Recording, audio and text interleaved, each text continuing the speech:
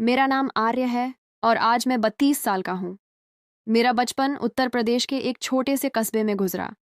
मैं शुरू से ही सेहतमंद और तंदुरुस्त था। गांव में होने वाली कुश्तियों में अक्सर हिस्सा लेता और जीतता था।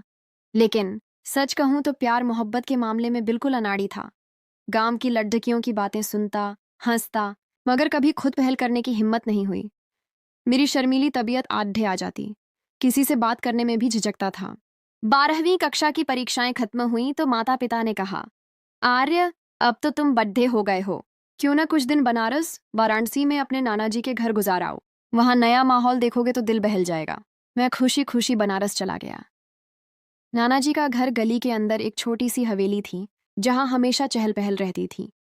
मेरे 3 मामा जी अपनी अपनी पत्नियों के साथ रहते थे और उनके बच्चों की किलकारियां घर को गूंजाती रहती थीं। नाना और नानी जी तो अब इस दुनिया में नहीं थे, मगर उनकी यादें हर कोने में बसती थीं। मेरे अलावा वहां 2 मासी जी भी रहती थीं, नानी जी की छोटी बहनें जिनकी शादी नहीं हुई थी। जब भी मैं वहां जाता, मुझे मासी जी वाले कमरे में सोना पड़ देता।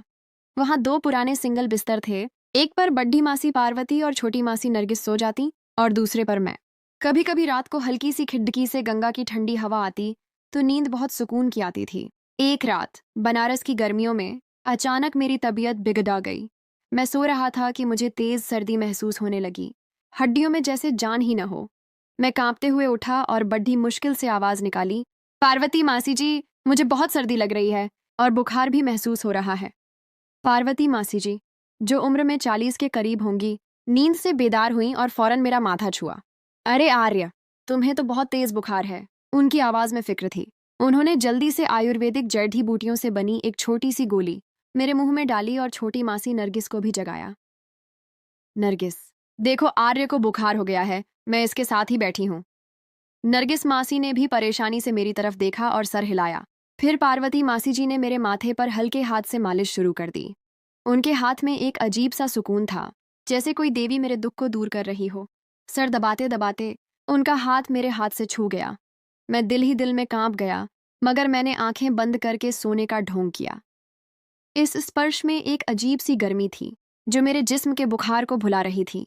मुझे नहीं याद कि मैं कब इस राहत भरी नींद में खो गया। सुबह जब आंख खुली तो कमरे में मामा जी खद्दर ढे थे।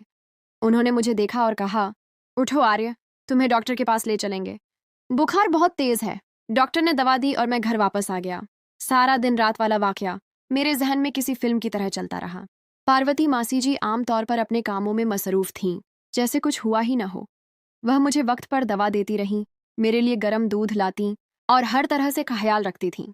उन्होंने कभी रात के वाकये का जिक्र नहीं किया और न ही मुझ में इतनी हिम्मत थी कि मैं उनसे कुछ पूछता।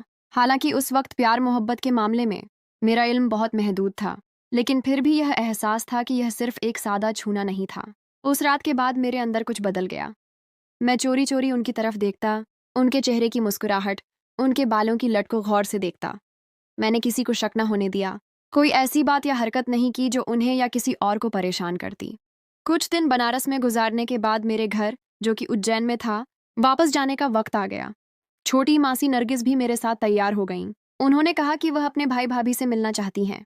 हम दोनों बस स्टैंड की तरफ रवाना हुए और बस में साथ साथ बैठ गए। बनारस से उज्जैन का सफर 6 घंटे का था और वह पूरा सफर मेरे लिए बहुत यादगार बन गया। नरगिस मासी से मैंने बहुत बातें की। कभी वह हंसती, कभी मैं शर्मिंदा हो जाता। उनकी मासूमियत मुझे बहुत भाती थी। उज्जैन पहुंचकर मैंने खुद को मुकम्मल तौर पर बदला हुआ पाया। इस बार मैं पहले वाला आर्य नहीं था। मेरे दिल में एक नई हसरत ने जन्म लिया था, लेकिन समझ नहीं आ रहा था कि क्या करूं। एक दिन मैं बाजार से घर आया। दरवाजे से ही नरगिस मासी की आवाज आ रही थी। वह किसी से फोन पर बात कर रही थीं। मैंने उन्हें सहन में देखा और सीधा उनके कमरे की तरफ चला गया। जैसे ही मैंने दरवाजा खोला, देखा कि मासी जी चारपाई पर बैठी थीं और किसी से हंसते हुए कह रही थीं, हाँ, मैं भी तुमसे बहुत प्यार करती हूँ। जैसे ही उन्होंने मुझे देखा, उनकी आंखें बड्डी हो गईं और वह जोर से चीखीं, आर्य! मैं डर के मारे एकदम से पीछे हटा और तेजी से बाहर निकल आया। मेरा दिल जोर जोर से धड़क रहा था। मैं परेशान होकर सहन के एक कोने में बैठ गया। मेरे जहन में बस यही चल रहा था कि अब मासी जी बाहर आकर पता नहीं क्या करेंगी। शायद गुस्सा करेंगी, शायद अब्बू को बता दें। हालांकि यह कोई बड़ी बात नहीं थी, लेकिन मेरे दिल की धड़कनें काबू से बाहर थीं। थोड़ी देर बाद नरगिस मासी बाहर आईं। उनके चेहरे पर कोई नाराजगी नहीं थी, वह बिल्कुल आम तौर पर थीं। उन्होंने हल्की सी मुस्कुराहट के साथ कहा, आर्य बेटा, जब किसी के कमरे में जाओ तो दरवाज़ा खटखटा लिया करो। मैंने शर्मिंदगी से कहा, मासी जी, मुझे वाकई पता नहीं था कि आप अंदर हैं। उन्होंने मेरे सर पर हाथ फेरा और कहा, कोई बात नहीं, आइंदा अगर किसी का दरवाज़ा बंद हो तो खटखटा लिया करो। अब परेशान ना हो। उनकी नरम आवाज़ ने मेरे दिल को सुकून दिया। इसके बाद मैं आम हो गया, जैसे कुछ हुआ ही नहीं था। लेकिन इसके बाद जब भी मासी जी का चेहरा या वह फ़ोन वाली बात याद आती, मैं बेचैन हो जाता। वह मंजर मेरी आंखों के सामने घूमता रहता। मैं सोते जागते वही मनाजिर देखता रहा। लेकिन इससे आगे क्या करना है, मुझे कुछ पता नहीं था, न ही किसी से पूछने की हिम्मत थी। शुक्रवार का दिन था। शाम ढल रही थी और पूजा की घंटियां बज रही थीं। छोटी मासी नरगिस ने कहा, आज रात को वीसीआर किराए पर ले आओ, सब मिलकर हिंदी फिल्में देखेंगे। मैं खुशी खुशी वीडियो सेंटर की दुकान पर गया। वहां पहुंचा तो दुकान वाला लड़िचका एक पुरानी रोमांटिक हिंदी फिल्म देख रहा था, जिसमें हीरो हीरोइन प्यार भरी बातें कर रहे थे। मैंने वीसीआर और कुछ फिल्में किराए पर लीं और घर आ गया। रात को सब मिलकर फिल्में देखने बैठे। आज मेरा दिल फिल्म पर नहीं लग रहा था। मेरी नजरें बार बार चोरी छिपे नरगिस मासी की तरफ उठ जातीं। मैं तसव्वुर में उनके खूबसूरत चेहरे को देखता रहा और उन्हीं सोचों में गुम रहा। रात सारी मेरी सोचों में गुजरी। दिन को भी मैं उन्हीं के बारे में सोचता रहा। मैं उन्हीं सोचों में गुम बेकरार रहने लगा कि मासी जी आखिर उस दिन अकेले में बात किससे कर रही थीं। आखिर वह कौन था? ये सवाल मेरे दिमाग में छाया रहता। मुझे एहसास था कि मासी जी के बारे में ऐसा सोचना भी सही नहीं है। किसी वक्त मैं खुद को बुरा भला कहता कि यह कैसी सोचें हैं, और किसी वक्त उन्हीं सोचों के बहकावे में आकर फिर से अपनी कोशिश में लग जाता कि आखिर मासी जी किससे बात कर रही थीं। आखिर वह वक्त आ गया जब मुझे मेरी मेहनत का फल मिलने वाला था। मैं घर के स्टोर रूम की सफाई कर रहा था। उस दिन भी मेरे दिलो दिमाग पर वही बात हावी थी कि मासी जी न जाने अकेले में किससे बात कर रही थीं। स्टोर रूम की सफाई करते हुए अचानक मेरी नज़र एक लकड़ी की पुरानी अलमारी के पीछे पड़ी। उसके पीछे स्टोर रूम की दीवार पर बनी हुई एक सीमेंट की अलमारी भी थी, जिसका सीमेंट उखड़ा हुआ था। मैंने उसे गौर से देखा तो जो थोड़ा बहुत सीमेंट उस पर लगा हुआ था, वह बहुत पुराना और सड़ा हुआ था। हाथ लगाने से ही उतर रहा था। मेरे जहन में एक ख्याल आया। मैंने एक लोहे की सलाख ली और सीमेंट उतारने लगा। सीमेंट उतर गया। अब सब जानते हैं कि दीवार के साथ जो अलमारी बनाई जाती है, उसे पतली टाइल से बंद किया जाता है। मैंने उस पतली टाइल में सलाख से सुराख बनाने में कामयाबी हासिल कर ली। जैसे ही मैंने लोहे की सलाख से स्टोर की अलमारी के पीछे वाली टाइल के नीचे से सीमेंट खुरच कर निकाला, वहां एक छोटा सा सुराख बन गया, जिससे मासी जी के कमरे का सारा नज़ारा नजर आने लगा। मैंने ये काम बड़ी एहतियात से किया था। पहले अंदर जाकर चेक किया कि मासी जी के कमरे में कोई नहीं है, फिर बाहर स्टोर रूम में आने वाला कोई नहीं। जब मुझे हर तरफ से तसल्ली हो गई, तब मैंने अपना काम जल्दी से मुकम्मल किया। सुराख बनते ही मुझे इतनी खुशी हुई जैसे मैं चांद पर पहुंच गया हूं, जैसे मुझे किसी काम से बहुत फायदा हुआ हो, जैसे मैंने कोई बड़ी मुहिम फतह कर ली हो। सुराख बनाने के बाद मैंने उस अलमारी के आगे लकड़ी वाली अलमारी इस तरह रखी कि पीछे बैठकर भी मैं आराम से मासी जी के कमरे का सारा मंजर देख सकूं। अब मैं अपना सारा काम करके बाहर निकल आया और सबको आवाज देकर कहा, मैंने कुछ सामान स्टोर रूम का सेट कर लिया है, बाकी कुछ देर बाद करूंगा। मैंने यह इसलिए कहा ताकि किसी को शक ना हो कि मैं आजकल स्टोर रूम में ज्यादा क्यों रहता हूं और दोबारा स्टोर रूम में जाने का बहाना भी कायम रखना चाहता था। बाहर आकर मैं सबके साथ बैठ गया और इंतजार करने लगा कि कब मासी जी अपने कमरे में उस जान वाले आदमी से बात करने जाए और मैं उन्हें देखूं। लेकिन मासी जी को उस दिन जैसे जिद सी थी, वह सारा दिन अपने कमरे में नहीं गईं। मैं अफसोरदा और खामोश लेटा रहा, सोचता रहा कि मासी जी आज क्यों नहीं गई फोन पर बात करने। मैं अगली सुबह उठा, फिर वही इंतजार। मेरी नजरें मासी जी पर लगी थीं कि कब वह फोन लेकर अपने कमरे में जाए, कब मेरी हसरत पूरी हो। लेकिन मासी जी जा ही नहीं रही थीं। घर वालों ने मुझे किसी काम से बाजार भेज दिया।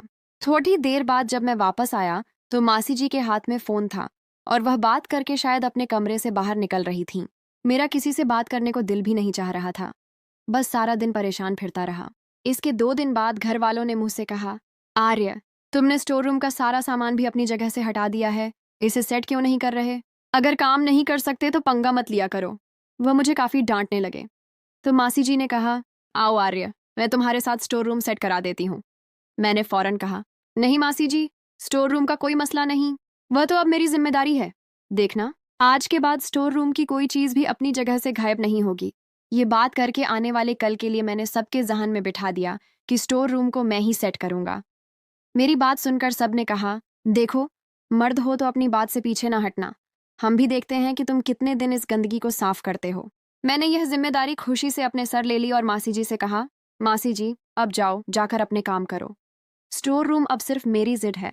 मैं सबको दिखाऊंगा कि मैं क्या कर सकता हूँ। मासी जी से यह बात करके मैं स्टोर रूम में घुस गया और अपनी नज़र और दिमाग वहां लगा दिया कि मासी जी कब जाती हैं फ़ोन पर बात करने।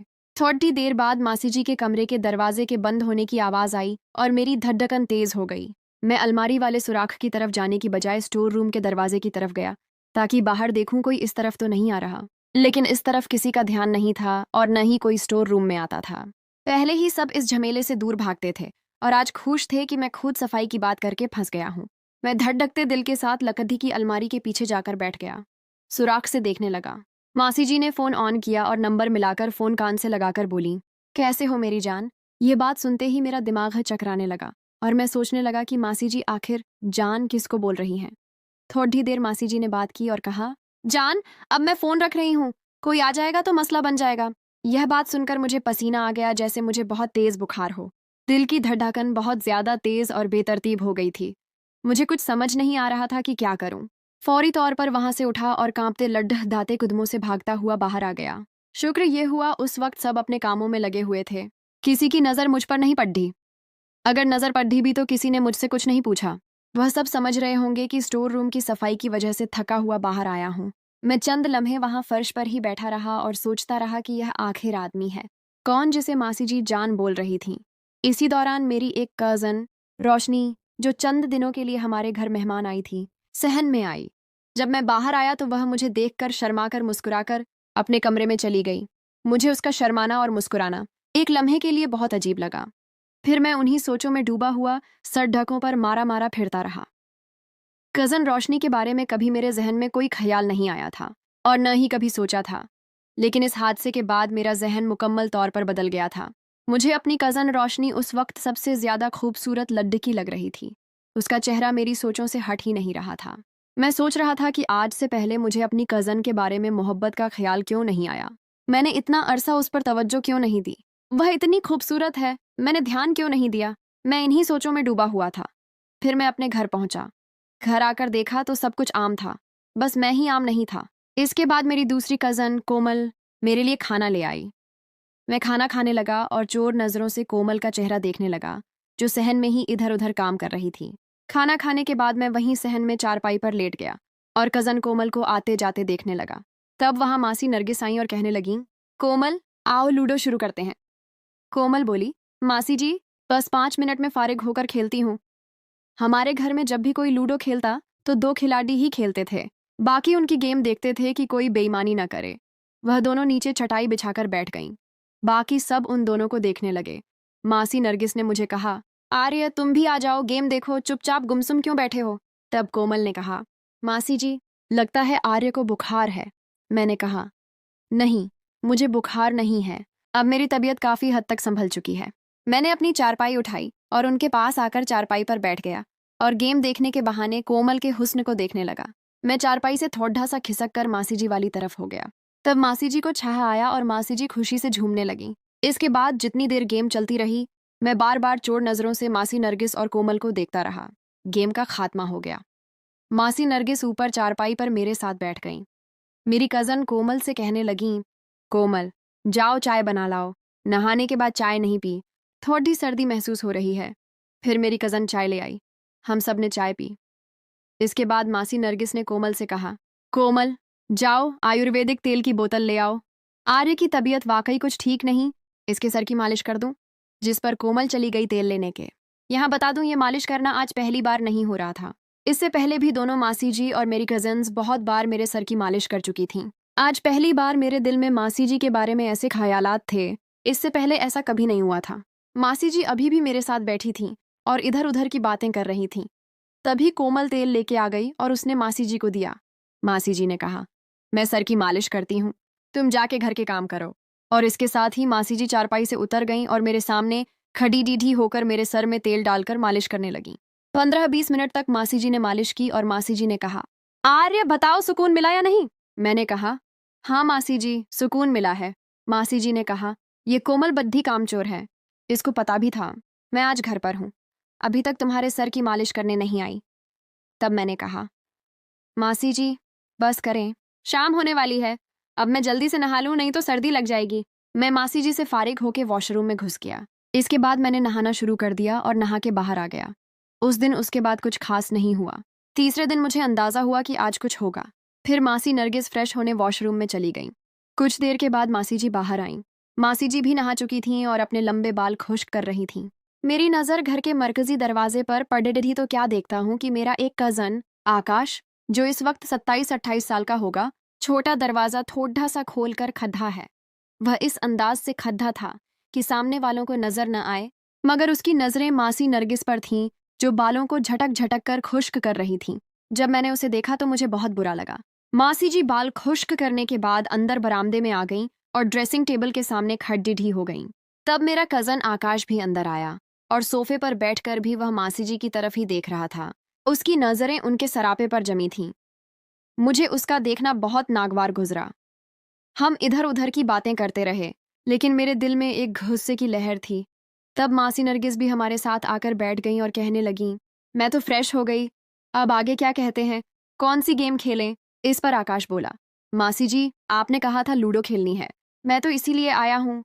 हमारे सब कज़न भी हमारी मासी जी को मासी जी और मामा जी को मामा जी ही कहते हैं। तब मासी जी ने कहा, ठीक है, आओ सब ऊपर चलते हैं छत पर, वहाँ खेलेंगे। हम सब ऊपर छत पर चले गए।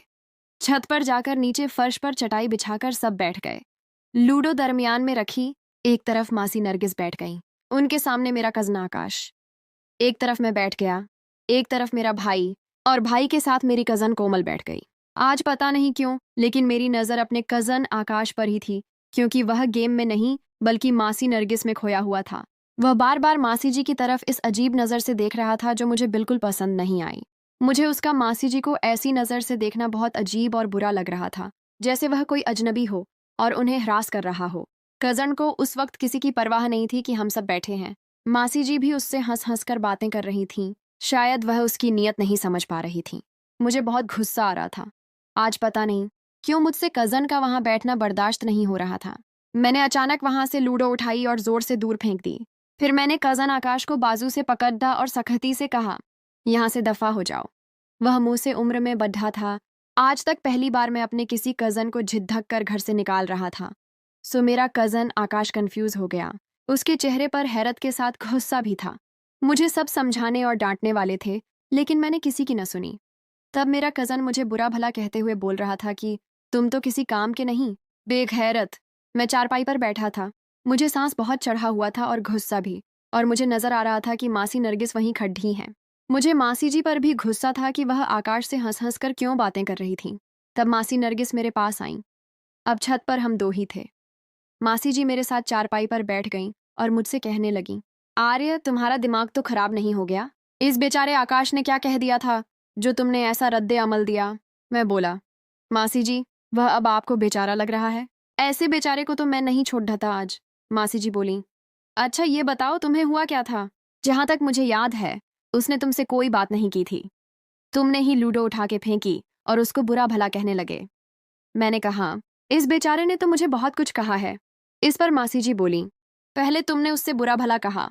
मैंने कहा, मासी जी एक बात बताऊं, आप अब इसकी तरफदारी क्यों कर रही हैं? आपको अंदाजा भी है वह कैसा लड्ढिका है। मासी जी बोली, मैं इसकी तरफदारी क्यों करूंगी? मैंने तो वह कहा है जो मैंने देखा, और इससे क्या मतलब है कि वह कैसा लड्ढका है?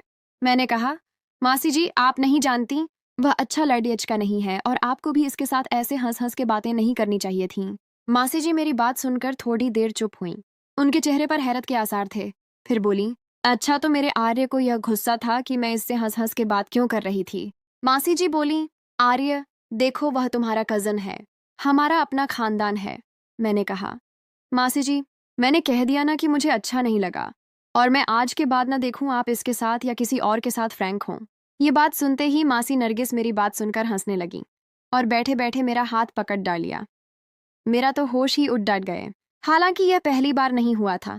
मैंने कहा, हंस क्यों रही हैं आप मासी जी? मासी जी बोली, मुझे नहीं पता था कि तुम इतनी सी बात पर इतना गुस्सा हो जाओगे। मैंने कहा, मासी जी ये इतनी सी बात नहीं है, वह अच्छा इंसान नहीं है, आप नहीं समझती। मासी जी बोली, मैं क्या नहीं समझ रही बताऊं?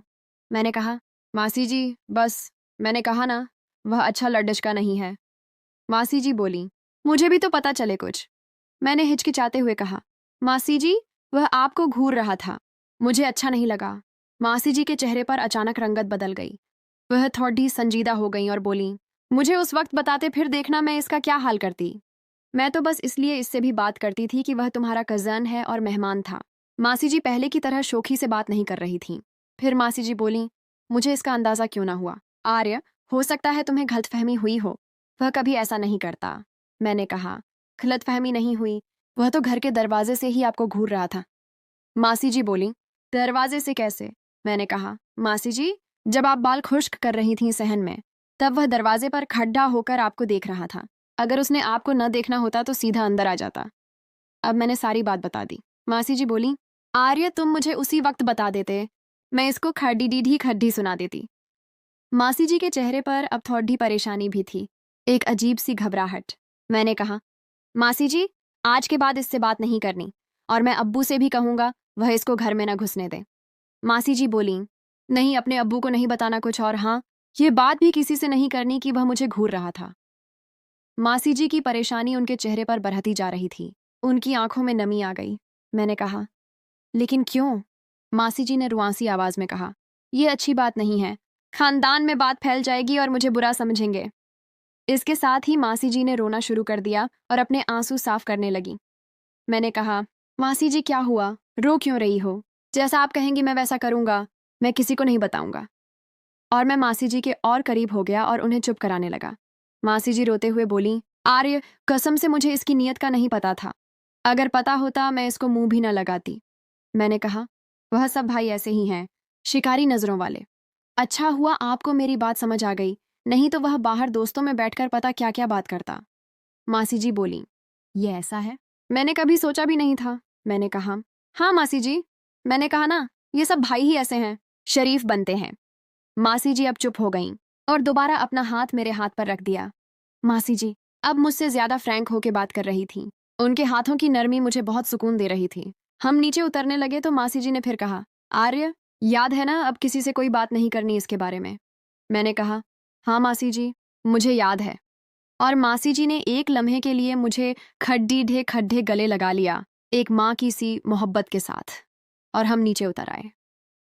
नीचे आकर मैं बाहर अपने दोस्तों से मिलने चला गया, जहां हमने गली के नुक्कड़ पर बैठकर भजन के कुछ गीत सुने और दुनिया जहां की बातें की। शाम की पूजा के बाद मैं घर आया। घर आकर सबने मिलकर खाना खाया और खाना खाने के बाद सब अपने अपने काम में लग गए। मासी नरगिस मेरे पास आई और कहने लगी, आओ आर्य, छत पर चलते हैं टहलने। मैं और मासी जी छत पर चले गए। छत पर तो अंधेरा था, लेकिन बाहर से दीवार की जालियों से पॉडिड हाउस के घरों की रोशनी आ रही थी और कुछ दूर से मंदिर की घंटियां भी सुनाई दे रही थीं। हम थोड़ी देर खामोशी से चलते रहे। रात की खामोशी में सिर्फ हमारे खुदमों की आवाज सुनाई दे रही थी। फिर मासी जी बोली, आर्य, आकाश मुझे कितनी देर से देख रहा था दरवाजे से। मैंने कहा, मासी जी, जब तक आप बाल खुश्क करती रही थीं। फिर मासी जी बोली, आर्य, तुम्हें यकीन है मुझे नहीं पता कि वह मुझे देख रहा है? मैंने जवाब दिया, हाँ मासी जी, मुझे पता था, और मेरे मुंह से निकल गया कि मैं आपको ही देख रहा था। मासी जी बोली, तो मुझे क्यों देख रहे थे? मैंने हिचकिचाते हुए कहा, मासी जी, मैं सामने ही बैठा था, बस वैसे ही। मैं बात को संभाल गया था। हम साथ साथ आहिस्ता आहिस्ता चल रहे थे और बातें भी कर रहे थे। 15-20 मिनट की वॉक के बाद हम दोनों दीवार के साथ खड़े ढे हो गए और हम दोनों बाहर देखने लगे। हमें बाहर का मंजर नजर आ रहा था, गलियां और घरों में जलती रोशनियां। मासी जी बोली, आर्य, तुम मेरे सबसे अच्छे दोस्त हो। तुमने आज मेरी आंखें खोल दी। मैं भी से बोला, आप भी मेरी अच्छी दोस्त हो और मेरा दिल करता है कि हमेशा आपका ख्याल रखूं। और मैंने मासी जी का हाथ पकड़ डीच लिया। उनका हाथ बहुत नरम और गर्म था। कुछ देर के बाद मासी जी बोली, आर्य, अगर भाई को आज की बात पता चली तो उन्होंने आकाश का कसूर नहीं निकालना, मुझे ही गलत कहेंगे। मेरी इज्जत का क्या होगा? उनके चेहरे पर फिर वही परेशानी नुमायां हो गई। मैंने कहा, मासी जी, आप अभी तक इसी बात को लेकर बैठी हैं। पिताजी को किसने बताना है? और न ही मैं किसी को बताऊंगा। मासी जी बोली, आर्य, तुम पहले भी मेरे सबसे अच्छे दोस्त थे, लेकिन आज के बाद तुम मेरे और भी अच्छे दोस्त बन गए हो। फिर मासी जी बोली, आर्य, क्या दोस्ती पक्की? मैंने जोश से कहा, हाँ मासी जी, पक्की, बिल्कुल पक्की। और मैंने कहा, मासी जी, आज के बाद इस आकाश से बात नहीं करनी, न ही उसकी तरफ देखना है। मासी जी ने कहा, छोड़ दो उसको, आकाश, तो क्या तुम कहो तो मैं किसी और से भी बात न करूं तुम्हारे सिवा। मैं तो खुशी से झूम उठा। मेरे दिल में खुशी के दिए जल उठे।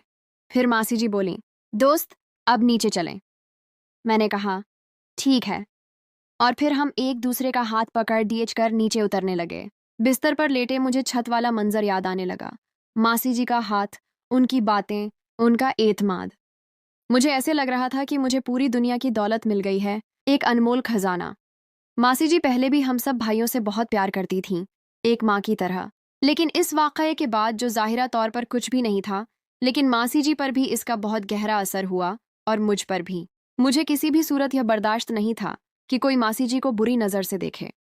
जब मैंने मासी जी को सारी सूरत हाल बताई, मासी जी बहुत ही परेशान हो गईं और मुझे रोका कि किसी को न बताऊं। उन्होंने क्यों रोका, इसका जवाब मुझे न मिला। लेकिन मुझे यह फ़ायदा हो गया कि मासी जी सबसे ज़्यादा मुझे अहमियत देने लगीं। इसके बाद कुछ भी होता, कोई बात भी होती, मासी जी मेरी ही तरफदारी करती। मैं रात को अपने बिस्तर पर लेटा सब कुछ याद कर रहा था, जो कुछ मेरे साथ हो रहा था, यह नई तब्दीली, ये नए जज्बात। रात बहुत देर तक सब सोचता रहा मासी जी के बारे में, उनकी मुस्कुराहट के बारे में। कब मुझे नींद आ गई और मैं सो गया। सुबह मासी नरगिस मुझे उठाने आईं, तो कमरे में मैं अकेला ही था। मासी जी मेरी चारपाई पर बैठी मुझे बाजू से पकड़ दीच कर हिला रही थीं कि आर्य, उठो, आज तुम्हें कॉलेज जाना है दाखिला करवाने, बहुत देर हो रही है। मेरी आंख खुल गई। अपने सामने मासी जी को देखकर मैं तो खुशी से पागल हो गया। मैंने मासी जी से कहा, मासी जी, आप कब जागीं? मुझे तो रात सही तरह नींद ही नहीं आई। मासी जी ने हल्की सी हंसी के साथ कहा, क्यों, क्या हुआ, तबीयत तो ठीक है? मैंने कहा, जी मैं बिल्कुल ठीक हूँ, पता नहीं रात को नींद क्यों नहीं आई, बस दिल बेचैन रहा। मासी जी ने शरारती नजरों से कहा, क्यों, तुमको किसी से इश्क तो नहीं हो गया? मैं शर्मा गया, मेरा चेहरा लाल हो गया। मासी जी ने हंसते हुए कहा, आर्य, शर्मा क्यों रहे हो लड्डकियों की तरह? बात करो, अगर किसी से इश्क है तो मैं कोई मदद करूं, शायद तुम्हारी परेशानी कम हो जाए। मैंने शर्माते हुए कहा, नहीं मासी जी, आप मुझे ऐसा समझती हैं, मैं तो ऐसा नहीं हूं। मासी जी ने फिर कहा, तो रात को नींद तो उसको नहीं आती जिसको किसी से इश्क हो, या जो किसी की सोचों में गुम हो। मासी जी ने घड्डी की तरफ देखा और कहा, आर्य, तुमको देर हो रही है, तुमने दाखिला करवाने जाना है। मैंने कहा, मासी जी, कुछ नहीं होता, प्लीज थोड़ी देर बैठ जाओ ना, मुझे आपसे बातें करनी है। मासी जी वहीं बैठ गईं और खामोश थीं। उनकी नजरें मेरे चेहरे पर थीं। फिर अचानक बोली, बताओ रात को नींद क्यों नहीं आई? मेरे दिल ने एक बार कहा कि बोल दूं कि आप ही ख्यालों में हो, लेकिन जबान ने साथ न दिया और मैंने कहा, बस मासी जी, वह आकाश के बारे में ही सोच रहा था, उसकी हरकतों के बारे में। मासी जी अब संजीदा होकर बोली, आर्य, मैंने रात को क्या कहा था? मैंने शोखी में जल्दी से कहा, कब, क्या कहा जनाब ने? मुझे याद नहीं। तब मासी जी बोली, जब छत पर थे तब मैंने क्या कहा था? मैंने कहा, आपने कहा था आज से हम दोनों की दोस्ती पक्की, और यह कि मैं आपका सबसे अच्छा दोस्त हूँ।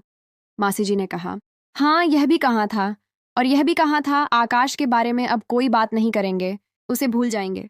ये कहते हुए मासी जी फिर उठ के बाहर चली गईं। उनके जाने के बाद मैं भी उठा, वॉशरूम में जाके नहा के तैयार होके सहन में आया और नाश्ता करने लगा।